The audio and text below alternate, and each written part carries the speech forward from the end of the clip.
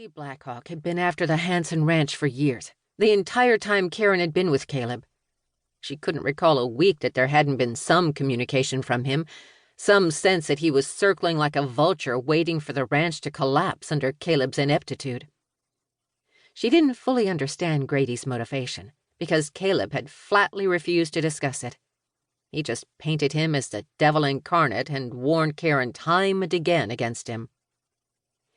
"Caleb, we're not going to lose the ranch," she said, clinging to her patience by a thread. "Not to Grady Blackhawk, not to anyone." "I wish to hell I were as sure of that as you are. You want to go to your reunion, go, but leave me out of it. I have more important things to do with my time, like keeping a roof over our heads." With that, he had stormed out of the house, and she hadn't seen him again until morning.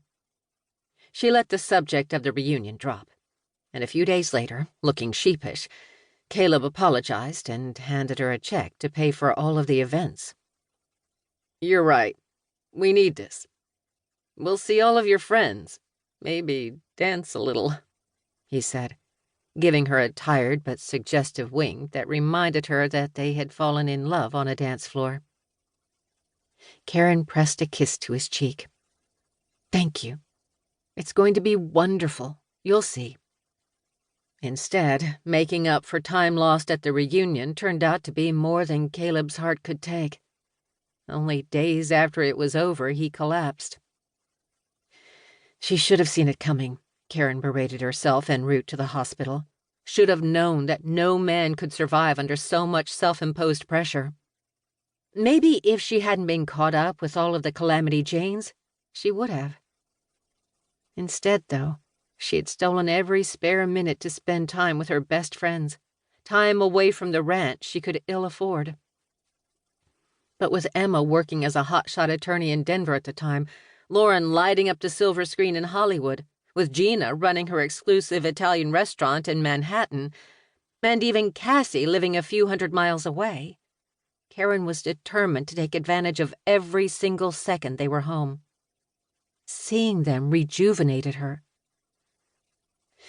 She was in Denver with Cassie, awaiting the results of her mother's breast cancer surgery, when the call came that Caleb was being taken to the hospital. 1,000,001 thoughts raced through her mind on the flight to Laramie. Nothing her friends did or said could distract or reassure her. Guilt crowded in. She had pressed Caleb to attend the reunion. She had left him alone to keep up with all of the ranch chores even after the events ended. It was little wonder that he had broken under the stress, and it was her fault. All of it. She would live with that forever. But he would be all right, she told herself over and over, and she would make it up to him, work twice as hard from now on. At the hospital, the doctor greeted her, his expression grim. "It was too late, Mrs. Hanson. There was nothing we could do." Karen stared at him, not understanding, not wanting to believe what he seemed to be saying. "Too late?" she whispered, as the Calamity Janes moved in close to offer support. "He's—" She couldn't even say the word. Neither could the doctor, it seemed. He nodded, his tone conveying what his words merely hinted. "Yes, I'm sorry. The heart attack was massive." "Sorry," she thought wildly. There was plenty of regret to go around. She was sorry, too.